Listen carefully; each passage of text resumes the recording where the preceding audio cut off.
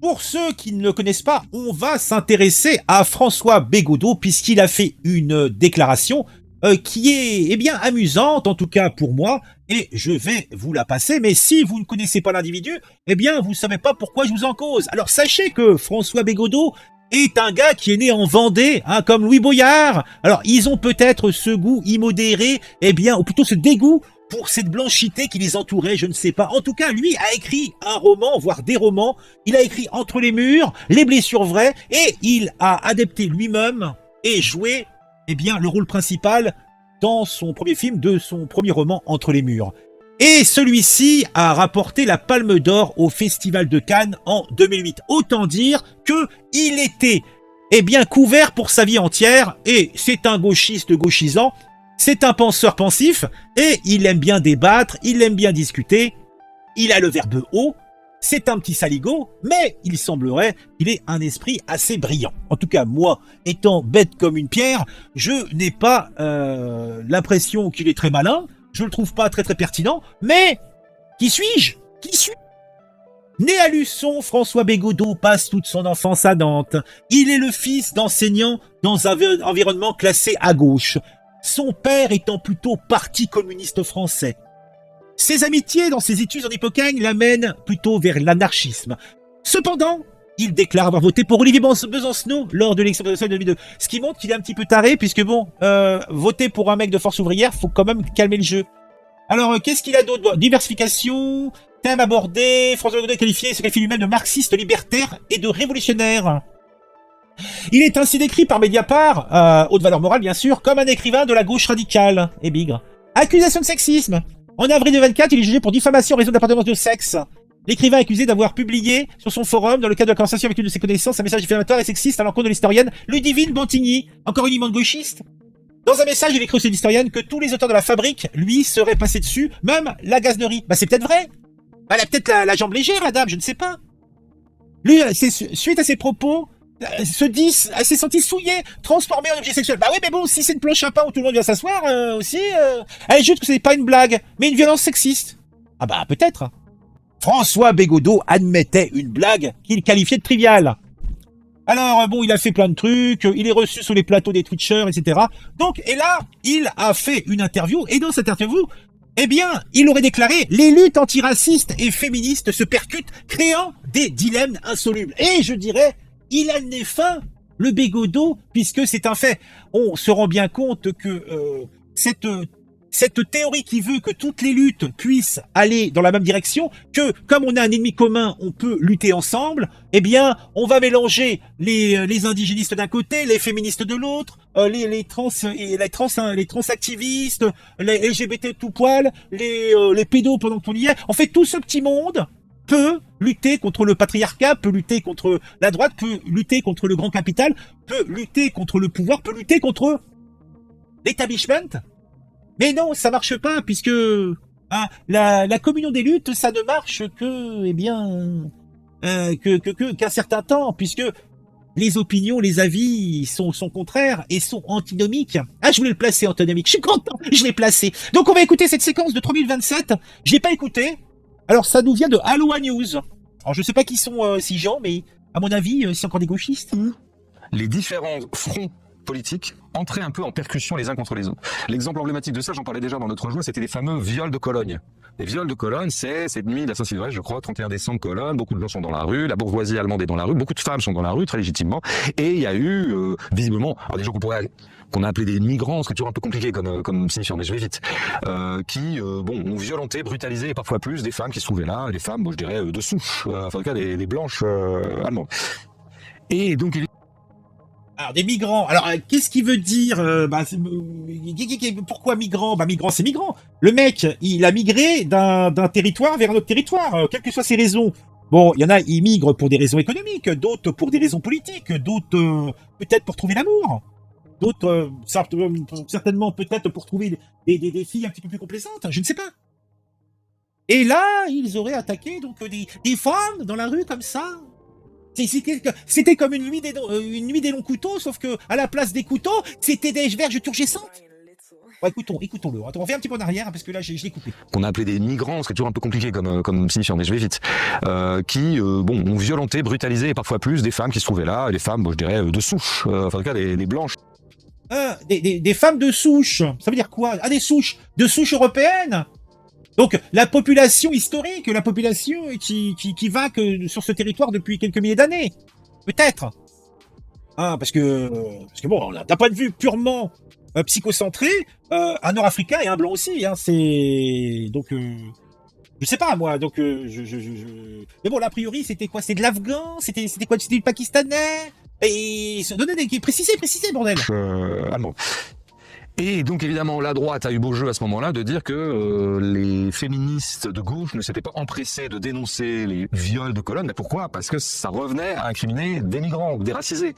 Et donc problème, parce que une espèce de conflit de loyauté en quelque sorte entre la cause de genre et la cause de race, et peut-être aussi la cause de classe, puisque les migrants, comme on sait, sont des prolétaires. Voilà. Ah, le migrant est prolétaire. Ah, le migrant. Et moi, je suis un prolétaire aussi. Et je suis pas migrant. Et pourquoi il me crache dessus quand je dis ce que je pense? Je comprends pas. Par contre, je comprends, oui. En fait, il a résumé de façon beaucoup plus bien dite ce que je vous disais tout à l'heure. Et des histoires comme ça s'est multiplié, et elles sont la conséquence totalement directe de ce que je disais, à savoir la complexification de la... Et moi je dirais la sophistication maintenant de l'arsenal critique. En tout cas, Violenté, brutalisé, parfois plus. Quelle pudeur oratoire. Ah bah, François Bégodeau, c'est pas le dernier con, hein, il sait bien parler, hein. Ah non, mais le mec est très intelligent, je doute pas de son intelligence, hein. Après, moi, ça me met un petit peu furax quand je vois que quelqu'un de brillant, parce qu'il est brillant, c'est pas un con, met son intelligence au service d'idées tellement peu intelligentes pour certaines. C'est ça qui est dramatique. C'est souvent des gens très intelligents qui, par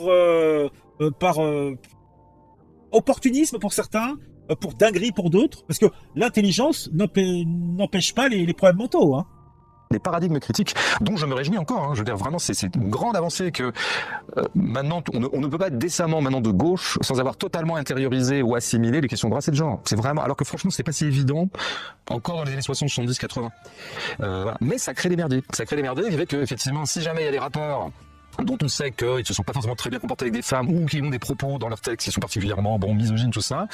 Alors, de deux choses l'une, soit des féministes qui sont soucieuses aussi de la cause raciale et de l'antiracisme politique vont s'interdire d'aller critiquer ces rapports-là en disant non, mais moi je vais pas encore enfoncer des noirs et des arabes, ça suffit maintenant, il y a déjà trop de racisme dans ce pays. Soit des féministes au contraire vont dire mais what the fuck, moi noir ou pas noir, c'est quand même des misogynes. Donc, voilà, et donc ça, c'est ce que on a avec, comment il s'appelle, le collectif identitaire de féministes, là, Genesis, je sais pas quoi. Eux, par contre, elles font ça. Elles vont, évidemment, c'est des identitaires, elles vont montrer du doigt et taper sur le migrant présomptueux qui a mis sa verge turgescente dans une femme qui n'était pas d'accord, et ils vont montrer du doigt et ils vont instrumentaliser les faits, bien sûr, sans aucun état d'âme. Mais quand c'est, comme il dit, un natif pas amérindien, mais un natif européen qui fait le coup, ils vont le dénoncer pareil. Voilà, la différence, elle est là. Némésis, merci, c'est Némésis. Pourquoi? Je sais plus ce que j'ai dit. En tout cas, merci Hunter. Donc, merci Claudius aussi. Ah bah d'ailleurs, bonjour Claudius, comment vas-tu? Donc oui, je suis d'accord pour le fait qu'ils sont bloqués dans leur tête, quoi. en fait, c'est toujours une question de hiérarchie entre les causes. Donc, elles mettent là la cause, disons, féministe au-dessus de la cause antiraciste. Et elles décident de dire, non, mais moi, je veux pas savoir que c'est des Noirs et des Arabes, je vais aller les emmerder. Résultat des courses, évidemment, elles deviennent un peu malgré elles, et on peut pas trop les incriminer quand même, mais des complices objectifs du patriarcat blanc, par exemple. On peut pas les incriminer, mais elles deviennent des complices. Merci Soso, merci Soso. Némésis. Oh bah moi, je trouve elles sont trop habillées. Hein. Moi les Némésis, ça devrait montrer un petit peu plus leurs genoux. Non mais, c'est quoi ça? Ou des complices objectifs du racisme. C'est ce qu'on a fini par appeler, par exemple, le fémonationalisme dans un certain courant. Il y a aussi un homonationalisme, voilà. Donc tout ça a créé des beaux merdiers. Et moi, je dois dire que je... oui, ce qui fait que des gens comme Stern, là, la meuf, là, avec couteau, je sais pas comment elle s'appelle, est une gauchiste. C'est une gauchiste. Là, elle a tourné un Kazakh à droite et chez les identitaires parce que elle a été reniée par la gauche. Mais c'est une putain de gauchiste de merde. Et elle a la gueule de ses idées, quoi, à la base. Hein. Ah oui, non, mais il faut dire ce qui est. Après, moi, moi, je connais son passé, hein, donc sérieusement, je l'apporte pas dans mon cœur. Hein. Mais moi, j'ai aucun problème à écouter un gauchiste. J'apprécie de les écouter quand ils disent des choses intéressantes. Moi, je suis pas dans le blocage. Comme les Femen, série là. Oui, bah oui, c'est les Femen, c'est des gauchistes. Alors, c'était une gauche, c'était une Femen. Merci Chaussette, bonne journée à vous. Salut Soso, si tu t'en vas. Je trouve ça relativement indémerdable comme merdier, parce que c'est compliqué, parce que c'est vrai qu'on pourrait dire aux féministes, ayez l'intelligence tactique et politique d'aller pas emmerder les rappeurs, il y a déjà suffisamment de gens emmerdés, à l'heure où il y a tellement de racisme que les rappeurs subissent eux-mêmes une sorte de discrimination de ça. Oui, en même temps... J'adore, les rappeurs subissent la discrimination, je sais pas quoi. Le top 50, c'est que des rappeurs. En fait, le rap, c'est la musique principale, c'est le courant musical qui fait le plus de pognon en France. Ils passent sur toutes les radios. Ils ont entrée libre sur les médias. Ils vendent des disques. Ils font du sur les réseaux. Là, je sais pas comment ça s'appelle, les Stopify et compagnie. Non, franchement, dire que ils sont houspillés ou je sais pas quoi, faut arrêter. Ah non, faut arrêter. Après, c'est comme dans tout. Il y a ceux qui marchent et ceux qui marchent pas. Mais faut arrêter. Mais il dit des bêtises, François. Pourquoi est-ce qu'elle ferait une exception? Enfin, c'est très compliqué. Et je pense qu'une des raisons pour lesquelles la gauche, a tendance à être déstabilisée par toutes ces affaires-là, c'est que c'est des affaires fondamentalement déstabilisantes, quoi. On dirait qu'elles ont été envoyées sur Terre pour faire chier la gauche, de toujours comme ça, qu'elles se perdent en atermoiement et encore une fois en conflit de loyauté entre les différents niveaux de lutte. Voilà. Bon, oui, de toute façon, il dit des choses que tout le monde dit, simplement, comme c'est lui qui le dit, ça, voilà. Ça ne fait que mettre de l'eau dans notre moulin. Beaucoup de mots pour nous expliquer qu'on a raison. Et oui, à gauche, on combat toutes les discriminations et on soutient tous les groupes minorisés, c'est ça le combat pour l'égalité de la liberté. Nabil, PD. C'est très bon. Non, François, c'est pas compliqué du tout, c'est même extrêmement simple, c'est compliqué uniquement pour des gauchistes woke complètement hébétés. Quand on dit brutaliser parfois plus, pour ne pas dire woler, c'est un exemple magnifique. Il sait, mais il ne veut pas dire qu'il sait. En une phrase, la convergence des luttes, ça marche pas. Voilà. Il sait. Certaines idées sont si stupides que seuls les intellectuels peuvent croire en elles. George Orwell, tiens, c'est quoi ça? Fondamental, et c'est la base de l'accepter de tous les mouvements progressistes. Mais vous avez ensuite des mouvements qui vont problématiser ce problème, des manières de problématiser ce problème. Et mon livre, il va mettre en question la problématisation de ce problème et problématiser les formes de problématisation de ce problème qui sont à l'œuvre aujourd'hui. Ce qui ne veut pas dire qu'il n'y a pas de problème. C'est-à-dire que problématiser la problématisation du problème n'est pas problématiser le problème. C'est problématiser la manière dont on va l'appréhender et dont on va prétendre lutter contre lui. Et le mec, il dit de la merde. Et il est content. Elle dit que les fachos ont raison. T'en gagné une minute. C'est très compliqué, c'est à cause de la sophistication de l'arsenal critique, donc je me réjouis. C'est indémerdable comme merdier, c'est fondamentalement déstabilisant. La gauche est en train de se noyer dans la merde d'idées fausses qu'elle a elle-même créée. Ce gauchisme est une maladie mentale. Aucune remise en question du monsieur qui ne fait que penser par intérêt. Tant qu'il y aura des bégots, la gauche restera dans ses impensés. Ou dans son impensé plutôt. Moi je m'en branle, mais d'un point de vue démocratique, c'est un problème. Trop de blabla pour dire que les pseudo-féministes de gauche sont devenues sélectives vis-à-vis des victimes, selon la couleur des agresseurs, violeurs. Eh oui, ça résume tout à fait ma pensée. C'est dû à sa posture d'analyse du phénomène médiatique, mais au regard du trauma des victimes, le tic gestuel des guillemets est plus que très maladroit. Les viols de Cologne, ouais, entre guillemets, les viols de Cologne, ouais, voilà. Traduire, quand des migrants agressent des femmes, les féministes en carton comme Jean-Yves Rousseau font semblant de ne pas voir. Islam et LGBT, ça se percute aussi un peu à gauche. De toute façon, la cohésion des luttes, ça pose problème. Admirer le langage corporel et l'intonation chantante quand il raconte les viols de Cologne. La gauche tend à catégoriser les individus en groupes sociaux distincts, alors forcément, lorsque certains individus de certains groupes protégés adoptent des comportements inadmissibles aux yeux d'autres groupes, tout en conservant une immunité idéologique, en raison de l'heure, on n'aura pas la suite, et j'ai la flemme d'appuyer. Si elle ose nous dénoncer, sache qu'elle devait être des complices objectifs du patriarcat blanc. Alors, c'est indémerdable avec des citoyens désarmés. Quand les honnêtes gens sont armés, les violences aux honnêtes gens sont plus compliquées. Toute loi qui désarme les honnêtes gens profite aux racailles d'où qu'elles viennent. C'est quoi ça? Rien ne peut remplacer le port d'armes à feu pour sa défense personnelle. Eh ben dis donc. Lequel de ces deux objets est le plus utile en cas d'agression? Ça me fait bien rire. Bon, je pense que on a fait le tour. Attends. Du même auteur, à 323, les gens qui ne me banalisent, c'est les Arabes. De l'école. Je crois que ça vient du fait aussi. En fait, il faut replacer les choses un petit peu en individualisant un peu le sujet pour après monter en généralité. figurons-nous, en gros, c'est quoi le profil type de l'enseignant? Moi, à l'époque où je deviens enseignant, en 95, le profil type, c'est moi. C'est-à-dire que je suis vraiment lambda, moi. C'est-à-dire que je suis un mec de gauche. J'ai plutôt été éduqué globalement, il faudrait évidemment mettre plein de nuances décoloniales, mais globalement dans l'antiracisme. Je dis bien globalement parce que tout ça sauve plein de nuances que vous connaissez bien ici. Donc dans l'idée qu'on va devenir enseignant, on va peut-être se retrouver devant des gens, des arabes, des noirs, des choses. Mais tant mieux, enfin pas tant mieux, mais disons, oui, cool quoi, on va faire notre boulot et on va le faire. La diversité. On aime la diversité, tout ça. Vous assumez votre fardeau. Voilà, c'est notre croix quoi. L'arabe et l'élève noir et arabe est notre croix. Non mais je veux dire, clairement, il est hors de question qu'on soit raciste. Même je pense que même le réflexe premier d'un type profilé comme moi, et encore une fois j'étais très lambda, donc c'est pour ça que c'est là que je parle de moi, parce que je pense que j'étais vraiment portrait robot de pas mal de jeunes enseignants de ces époques-là ou des époques un peu d'après. C'est vraiment, au contraire, on va presque être spontanément et un peu inconsciemment en mode discrimination positive. C'est-à-dire qu'on aura d'autant plus d'attention pour les élèves noirs et arabes dont on sait bien que peut-être en tant que tels ils viennent un peu plus loin, etc. Donc il faut pas laisser croire que les enseignants arrivent racistes sur la place de l'école. Il y en a sans doute bien sûr qui arrivent, sont déjà racistes. Enfin globalement non, et globalement plutôt le contraire. Bon, un antiracisme évidemment pas très armé politiquement. Ça dépend aussi de la manière. Là tu dis ils arrivent pas racistes, mais après c'est parce que le mot est très connoté. Mais je pense que même des gens qui arrivent avec des bonnes volontés peuvent avoir une vision raciste de la personne, un peu civilisateur. J'allais y venir.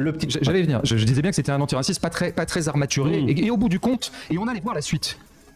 Et on allait voir à quel point il était mal armaturé, que précisément c'était une espèce d'antiracisme moral un peu mou du genou, parce que très vite, en fait, il allait se laisser étioler par en fait, l'exercice même du métier. Et c'est là qu'en fait, le prof devient raciste. Ouais. Il devient raciste dans l'exercice même de l'enseignement. Moi, ça, je l'ai vu, je peux en témoigner, parce qu'il développe des... En gros, un prof se retrouve... Par ailleurs, c'est un peu ce qu'on dit des flics, parfois, qui viennent un peu comme ça de la campagne, c'est des petits blancs de la campagne, ils se retrouvent mutés dans le 9-3, une espèce de déflagration qui en fait des surracistes. Alors que déjà, ils avaient une bonne matrice quand même, mais le jeune enseignant qui vient de Vendée, tu vois, un truc comme ça, c'est un peu mon cas, ou Nantes, ou l'Ouest, il est toujours muté en premier, soit dans la banlieue parisienne, soit dans le Nord, et donc dans des quartiers populaires où et là il va trouver effectivement, parfois pour la première fois de sa vie, il va se retrouver devant des Arabes, quoi, en fait. Je veux dire, non mais il faut voir ce que c'est ici. C'est pas du tout dans son, voilà, il a pas, sa perception du corps social est complètement chamboulée. Après il s'y attendait un peu quand même, il sait bien que globalement il va aller dans des quartiers où il y aura un peu ce genre de personnes.